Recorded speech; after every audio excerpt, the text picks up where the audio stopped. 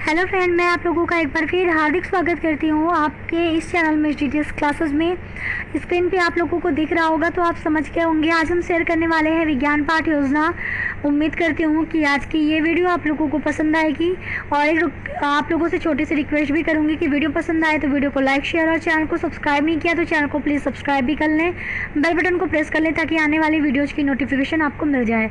यहाँ पे एक इन्फॉर्मेशन और देना चाहूँगी, अगर आपको इसका PDF चाहिए तो PDF की लिंक डिस्क्रिप्शन बॉक्स में अवेलेबल है, आप क्लिक करके वहाँ से डाउनलोड कर सकते हैं।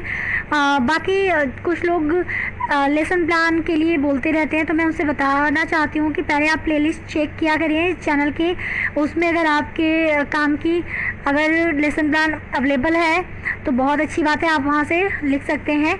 बाकी अगर नहीं है तो आप कमेंट करके मुझे बता सकते हैं, मैं ज़रूर आप लोगों के लिए वीडियो लेके आती रहूँगी। तो चलिए फ़िलहाल स्टार्ट करते हैं अपनी ये वीडियो।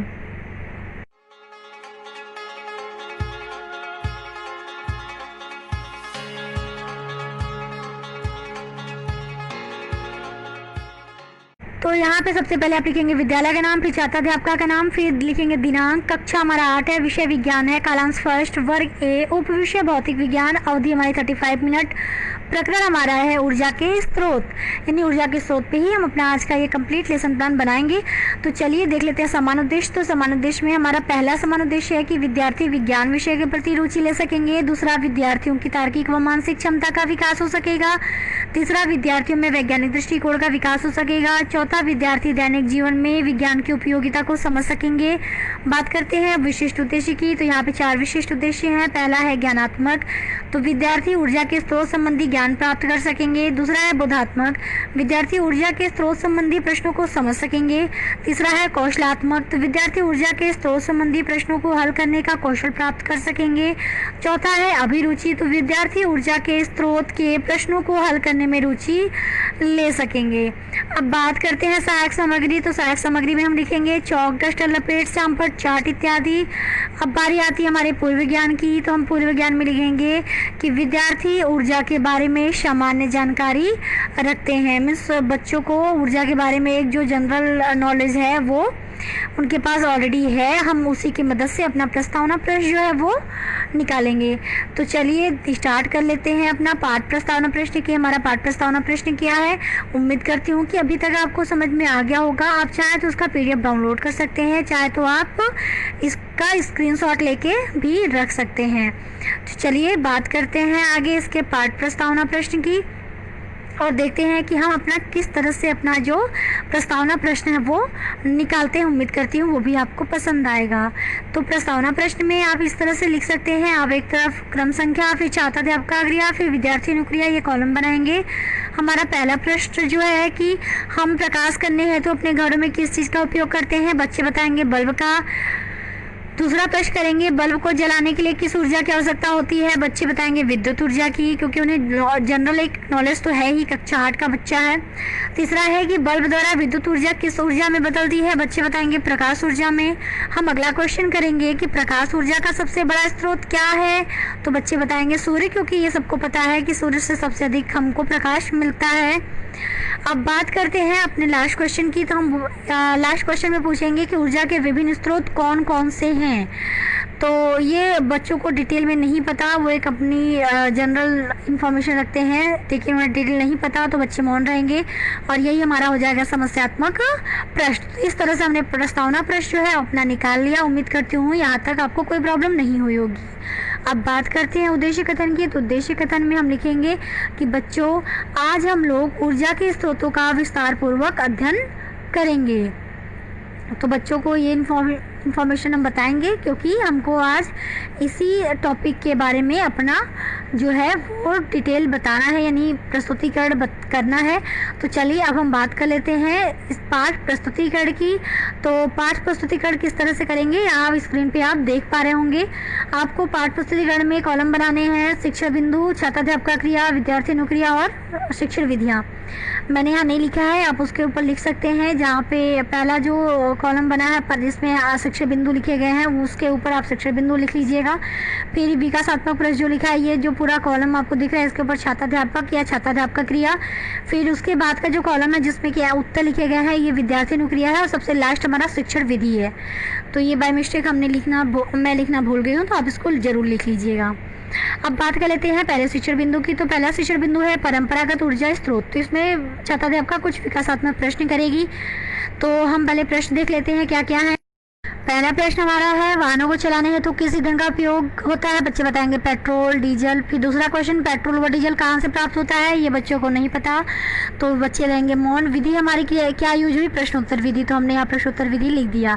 अब बात करते हैं इसके स्पष्टीकरण की। तो स्पष्टीकरण में हम लिखेंगे रसोई गैस, डीजल, पेट्रोल, केरोसिन जिसे मिट्टी का तेल कहते हैं, प्राकृतिक गैस, खनिज, कोयला आदि पदार्थों को पृथ्वी के गर्भ से निकाला जाता है। लाखों वर्ष पहले पृथ्वी की भूगर्भ हलचल से अनेक जीव जंतु और पेड़ पौधे भूमि के अंदर दब गए थे।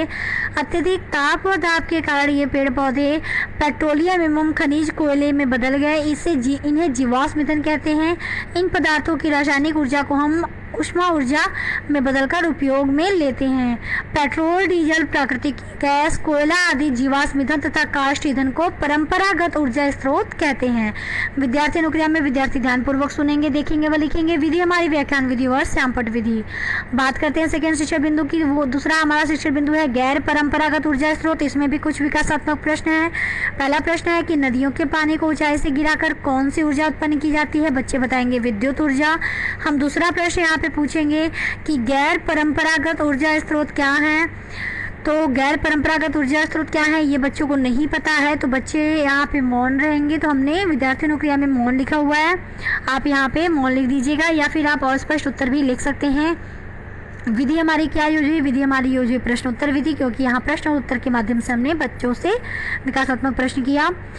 अब बात करते हैं स्पष्टीकरण की। तो स्पष्टीकरण में हम लिखेंगे कि गैर परंपरागत ऊर्जा वे स्रोत हैं जो कभी समाप्त होने वाले नहीं है तथा इन स्रोतों का बार बार उपयोग किया जा सकता है, अतः इन्हें नवकरणीय ऊर्जा स्रोत भी कहते हैं। गोबर व अन्य जैव अपशिष्ट से बायोगैस संयंत्र लगाने हेतु सरकार द्वारा प्रोत्साहित किया जा रहा है, इसे जैव मात्रा कहते हैं। परमाणु भट्टी से ऊर्जा प्राप्ति संयंत्र को परमाणु ऊर्जा संयंत्र कहते हैं। महासागरों में आने वाले ज्वार भाटा से प्राप्त ऊर्जा महासागरीय ऊर्जा कहलाती है, अर्थात सूर्य, पवन, जल भट्टी, महासागर एवं भूगर्भ से प्राप्त ऊर्जा को ही गैर परंपरागत या वैकल्पिक ऊर्जा कहते हैं। ये स्रोत गैर परंपरागत स्रोत कहलाते हैं। तो ये आपने स्पष्टीकरण में देख लिया। विद्यार्थी अनुक्रिया में आप लिखेंगे कि विद्यार्थी ध्यानपूर्वक सुनेंगे, देखेंगे व लिखेंगे। विधि क्या यूज हुई? हमने व्याख्या करके बताया, तो हम व्याख्यान विधि लिखेंगे, और श्यामपट्ट पर भी हम इसको लिखेंगे जो इम्पोर्टेंट चीज़ें हैं, तो हमने श्यामपट्ट विधि भी यहाँ पे लिख दिया। तो ये था हमारा सेकेंड शिक्षण बिंदु।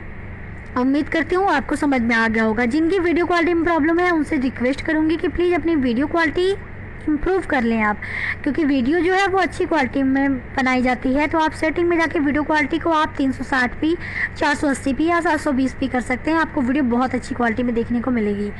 बात करते हैं तीसरा शिक्षण बिंदु की, जो है ऊर्जा संरक्षण। तो इसमें भी विकासात्मक प्रश्न है। पहला है ऊर्जा संकट से बचने हेतु किस ऊर्जा स्रोत का उपयोग किया जाना चाहिए? बच्चे बताएंगे वैकल्पिक ऊर्जा स्रोत। दूसरा, ऊर्जा संरक्षण किस प्रकार किया जाता है? बच्चों को नहीं पता, बच्चे मौन रहेंगे। अब विधि हमारी प्रश्नोत्तर विधि यूज हुई। अब बात करते हैं स्पष्टीकरण की। तो हम स्पष्टीकरण में बताएंगे परंपरागत ऊर्जा स्रोत के सीमित भंडार होने के कारण उनका मितव्ययता से उपयोग किया जाना चाहिए। आवश्यकता होने पर ही विद्युत साधनों का प्रयोग करें। खाना पकाने हेतु सौर कुकर, उन्नत चूल्हे, प्रेशर कुकर का प्रयोग करके ईंधन बचाएं। किसी स्थान पर रुकने या किसी की प्रतीक्षा करते समय वाहनों का इंजन बंद करके पेट्रोल डीजल को व्यर्थ जलने से बचाएं। भवनों के निर्माण में ऐसी तकनीक का प्रयोग होना चाहिए जिससे वे सर्दियों में गर्म तथा गर्मियों में ठंड रहें, ताकि विद्युत की बचत हो। ट्यूबलाइट्स के स्थान पर एलईडी का लाइट्स का प्रयोग करें ताकि विद्युत को बचाया जा सके। विद्यार्थी अनुक्रिया में विद्यार्थी ध्यानपूर्वक से सुनेंगे, देखेंगे, वो लिखेंगे। और विधि हमारी व्याख्यान विधि, ताकि हम पाठ प्रस्तुत करके जो लास्ट लाइन बची है उसको भी कंप्लीट कर देते हैं। इस तरह से हम ऊर्जा स्रोतों का संरक्षण कर सकते हैं। बस ये हमारा लास्ट लाइन था, और इसी के साथ हमारा पाठ प्रस्तुतिकरण जो है वो समाप्त होता है श्यामपट्टकार में। यहाँ पे आप इस तरह से श्यामपट्टकार अपना कर सकते हैं। एक तरफ दिनांक, फिर प्रकरण, आप कक्षा और विषय सीधे लिख दीजिएगा। फिर परंपरागत ऊर्जा स्रोत क्या क्या है और गैर परंपरागत ऊर्जा स्रोत क्या क्या है वो आप लिख सकते हैं। तो ये था हमारा सांपटकार। अब बात करते हैं बोधात्मक प्रश्न की। तो पहला प्रश्न है, कौन से ऊर्जा स्रोतों के समाप्त होने की संभावना है। दूसरा है, गैर परंपरागत ऊर्जा स्रोत का अन्य नाम क्या है। अब बात करते हैं मूल्यांकन या पुनरावृत्ति प्रश्न की। तो इसमें भी दो प्रश्न है। पहला है, जीवाश्म ईंधन व काष्ठीय ईंधन क्या कहलाते हैं। दूसरा है, ट्यूबलाइट्स के स्थान पर कौन सी युक्ति उपयोग में ली जानी चाहिए। बात करें निरीक्षण कार्य की, तो हम लिखेंगे बच्चे जब सांपट कार्य कर रहे होंगे तब छात्राध्यापिका उनके कार्यों का निरीक्षण करेगी। बात आती है अपगृह कार्य की, तो यहाँ लिखेंगे पहला प्रश्न, कोयला पेट्रोल आदि कौन से ईंधन कहलाते हैं। दूसरा है, परमाणु भट्टी से प्राप्त ऊर्जा क्या कहलाती है।